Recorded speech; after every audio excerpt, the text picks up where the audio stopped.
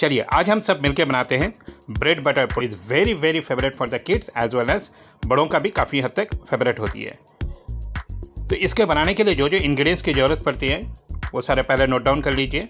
लगेगी bread slice जो बाज़ार में इजीली अवेलेबल रहती है, उसका संग लगेगी अंडा, मक्खन, वेनिला एसेंस, काजू, किशमिश, मिक्स फ्रूट जैम और होल मिल्क, मतलब थोड़ा सा गाढ़ा मिल्क होने से बेटर है, और उसका संग नॉर्मल चीनी। तो चलिए बनाना चालू करते हैं। पहले ब्रेड को ऊपर में अच्छा करके थोड़ा सा बटर डालिए। कभी भी कंजूसी मत कीजिए प्लीज़ बटर के लिए। देखिए हमेशा अगर हेल्दी सोचते रहेंगे तो फिर मज़े से कब खाएंगे। कभी कभी थोड़ा नॉन हेल्दी की तरफ भी हम लोग चले जाते हैं। तो फिर डालिए इसमें अच्छा करके बटर, फिर उसको ऊपर में चीनी को स्प्रिंकल करके दूसरा ब्रेड का स्लाइस से इसको कवर कर लीजिए। फिर इसको जो साइड का जो क्रस्टी पार्ट है, ये जो रेडिश पार्ट है, इसको काट के अलग कर दीजिए। यस, फिर इसको क्यूब साइज में काटिए। देखिए अभी मैं दिखाया आपको जिस टाइप से इसको सैंडविच करना है। तो ये ब्रेड स्लाइस का देखिए, ये जो रेडिश पार्ट है मैं इसको हमेशा काट के निकाल दे रहा हूँ। फिर इसको क्यूब साइज से हम लोग काटेंगे और एक अलग जगह में रखेंगे। इसका मैं दो टाइप का आप लोग को टेक्निक दिखाऊंगा। एक होती है जो घर में इजीली बनाया जा सकती है कटोरी के अंदर में, वो भी मैं आप लोग को दिखाऊंगा। उसको भी आप मोल्ड के हिसाब से यूज़ कर सकते हैं, और नहीं तो अगर आप चाहें तो प्रोफेशनल मोल्ड अगर बाज़ार से खरीदेंगे उसमें भी आप बना सकते हैं। हाँ, और एक बात आप लोग का हो सकता है क्वेश्चन आ जाए, अगर मेरे पास ओवन नहीं है तो इसको मैं किस टाइप से बेक करूँ। नहीं, कोई ज़रूरी नहीं है ओवन का ही आपको चाहिए। अगर आप मेरा यूट्यूब चैनल का जो प्लेलिस्ट में जाएंगे तो उधर में आप देखिएगा बेकरी मैनिया बोलकर एक प्लेलिस्ट है, उसका अंदर में देखिए फ्रूट केक बनाने का जो तरीका है वो मैं कढ़ाई में आप लोग को दिखाया हूँ, या फिर स्टीम केक भी किस टाइप से बनाई जाती है कढ़ाई में, वो भी मैं आप लोग को दिखाया हूँ। तो उसको फॉलो कर सकते हैं। तो देखिए घर में जो छोटा छोटा बोल अवेलेबल रहती है उसके अंदर में ये सारे के सारे ब्रेड क्यूब्स को अरेंज कर लीजिए। फिर इसको ऊपर में डालिए काजू और किशमिश। This one is the homely style. आप लोग को थोड़ा बातें दिखाएंगे कि प्रोफेशनल मोल्ड किस टाइप से होती है, वो भी आप लोग को दिखाएंगे। बाज़ार में वो भी काफ़ी हद तक चीपर रेट में मिल जाएगी, 35-40 रुपये के अंदर में वो भी सारे के सारे मोल्ड बाज़ार में अवेलेबल रहती है। तो ऊपर में कैशू और किशमिश को स्प्रिंकल कर दीजिए।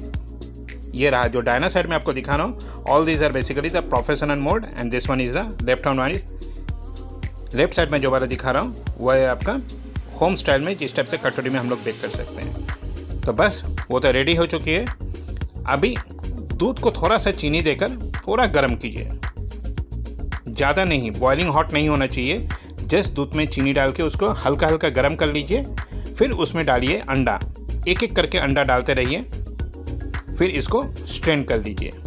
देखिए स्ट्रेन करना बहुत ज़रूरी होती है, क्योंकि अंडा का अगर गलती से थोड़ा भी छिलका इसके अंदर में चले जाए तो फिर लेने के देने पड़ जाएंगे, खाने का फिर मज़ा ही ख़त्म हो जाएगी।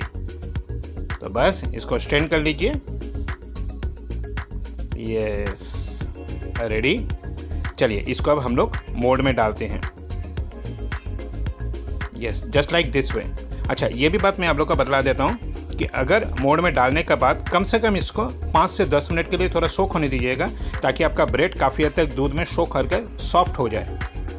नहीं तो अगर इसी हालत में डायरेक्ट आप लोग डाल देंगे तो फिर थोड़ा सा लेकिन हार्डी टाइप की हो जाएगी। बस इसके अंदर में कस्टर्ड में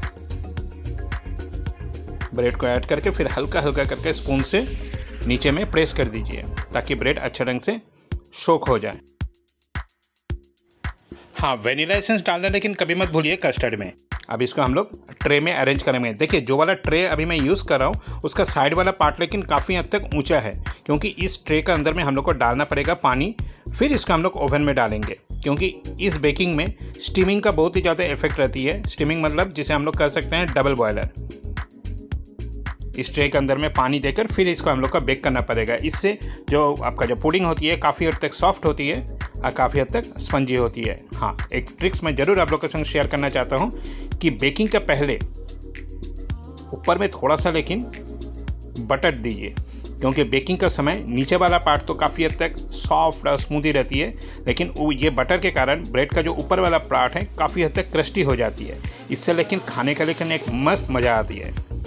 एक बार करके देखिए, घर में ज़रूर ट्राई कीजिए, फिर मेरा कमेंट्स बॉक्स में ज़रूर डालिएगा कि आप लोग को किस टाइप से लगा।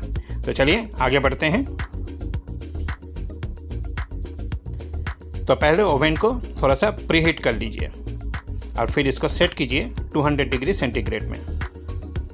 चलिए अभी हम लोग बेकिंग करना चालू करते हैं। कम से कम 20 से 25 मिनट करिए। हाँ, ये भी बात मैं आप लोग को ज़रूर बताऊंगा, अगर आपका मोल्ड का साइज अगर छोटा हो तो ये लेकिन 20 मिनट के अंदर में भी लेकिन कुक हो जाएगी। तो देखिए, yes, this is called double boiler. जो थोड़ा पहले मैं आप लोग को बोल रहा था, ट्रे के अंदर में थोड़ा पानी डालिए, क्योंकि ये पुडिंग बेक होने का समय स्टीम का बहुत ज़रूरत पड़ती है और इसके बहुत ही अच्छे इफेक्ट पड़ती है। तो चलिए बेक करना चालू। चलिए, पुडिंग रेडी हो चुकी है। देखिए, ये वाला जो छोटा वाला मोल्ड है ये मेरा लेकिन 20 मिनट के अंदर में कुक हो गई, लेकिन बड़ा वाला जो मोल्ड है उसको कम से कम 25 से 30 मिनट टाइम लगेगी। अच्छा, ये हो गया है किस स्टेप से आप लोग समझेंगे? Just like fruit cake. Fruit cake में जिस स्टेप से हम लोग हल्का से एक टूथपिक या फिर कोई नाइफ देके इसके अंदर में प्रिक कर लेते हैं, अगर स्मूथ निकल आते हैं उसका मतलब हम लोग समझ जाते हैं कि वो रेडी हो चुके। ये भी लेकिन सेम है, इसके अंदर में भी एक नाइफ हल्का करके बीच में प्रिक करके देख लीजिए, अगर स्मूथली निकल आए तब रेडी। चलिए अब इसको जैम सॉस का संग सर्व कीजिए। अच्छा, जैम सॉस किस स्टेप से बनाएंगे आप? ब्रेड बटर पुडिंग का जो रेसिपी दोनों ही लेकिन आप करेंगे, मेरे डिस्क्रिप्शन बॉक्स में चले जाइए, उधर में आपको मिल जाएगी। और इसको सर्व कीजिए, थोड़ा सा फ्रूट्स, थोड़ा सा ग्लेस चेरी और थोड़ा सा मिंट का संग। बस अब क्या, घर पे मेहमान आए तो सर्व कीजिए, बच्चों को दीजिए। Thank you very much. This is chef Indrajit.